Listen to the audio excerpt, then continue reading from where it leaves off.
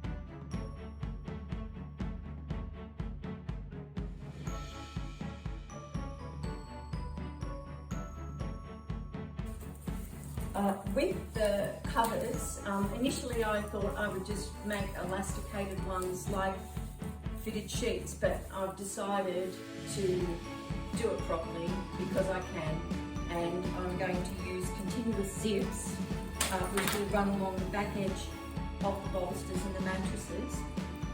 This comes from GJ's Discount Fabrics in Fairfield.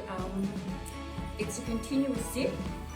So every metre or so you have a zip, and you just move them up and down to the length that you want, so that I can open the covers completely and they'll slip off easy for washing. I'll actually take you into GJ's one day. It's the most amazing shop, and the girls in there are fantastic. Okay, this is what we've come in for to GJ's, is zipper chain. It's a continuous zipper, and I can cut it to any length that I need. And every metre or so, there is a zipper. So you just get as much as you want, and you move the zips down so that you can get the length that you require. It's pretty cheap and it's very durable. Down around, this place is amazing. And apart from getting continuous zip, this is a place to come if you're on the road and you're looking for some creative stuff. These guys can send out to you anywhere in Australia or New Zealand or across the world.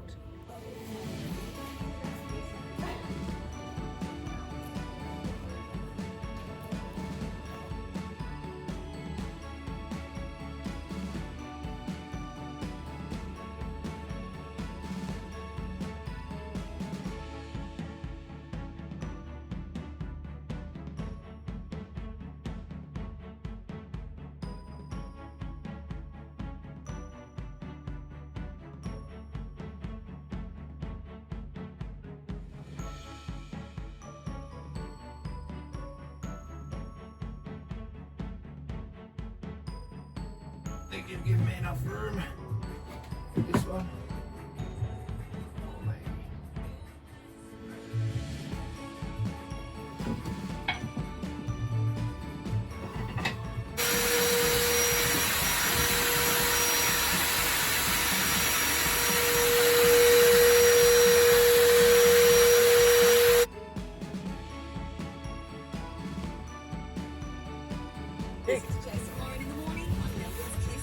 Too big.